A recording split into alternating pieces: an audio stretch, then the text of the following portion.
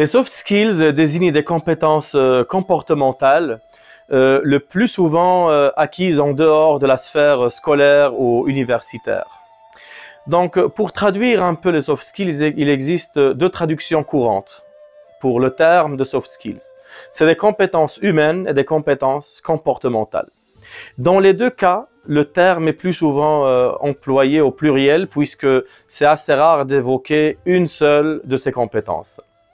Les soft skills représentent les compétences comportementales d'une personne. Elles deviennent indispensables au sein des entreprises car un salarié qui ne dispose que des compétences techniques ne suffit plus. Il faut avoir un certain savoir-être pour faire partie d'un groupe, mais aussi pour réaliser correctement son travail.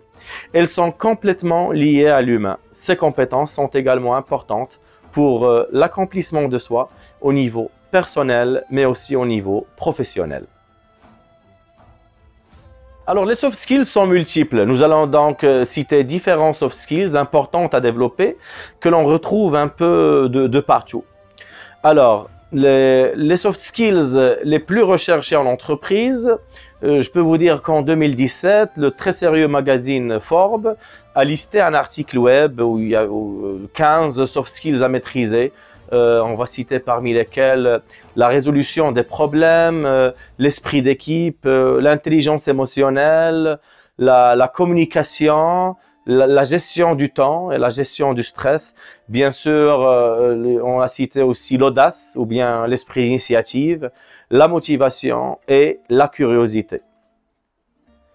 Alors, les avantages des soft skills, c'est que, outre le fait qu'elles s'adaptent à tout type de poste, il est plus aisé de les acquérir et de les développer. La plupart d'entre elles se développent en temps dans le milieu privé que professionnel. Alors, comment identifier les soft skills? Les gens ne sont pas toujours conscients qu'ils ont des compétences humaines enrichissantes pour notre société ou bien pour une entreprise. C'est généralement au contact des autres et au fil des jours et par la force des choses que les soft skills se révèlent. Donc, être attentif aux autres, aller chercher des conseils, faire preuve de diplomatie pour détendre l'atmosphère, par le sens de l'humour, tout ça, c'est des atouts. Alors, l'individu ne peut pas maîtriser tous les soft skills, mais il doit déceler quels sont ses points forts à développer.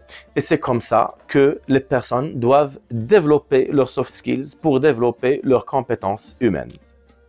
Après avoir détecté certaines capacités ou bien aptitudes émotionnelles, c'est le moment de les développer. Alors, on peut alors mettre en exercice en groupe, des exercices en groupe afin d'encourager les individus à mieux communiquer, à mieux prendre des initiatives.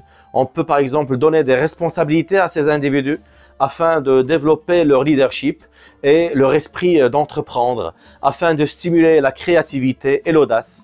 On peut également mettre en place des brainstorming pour faire émerger des idées nouvelles, la créativité et l'innovation.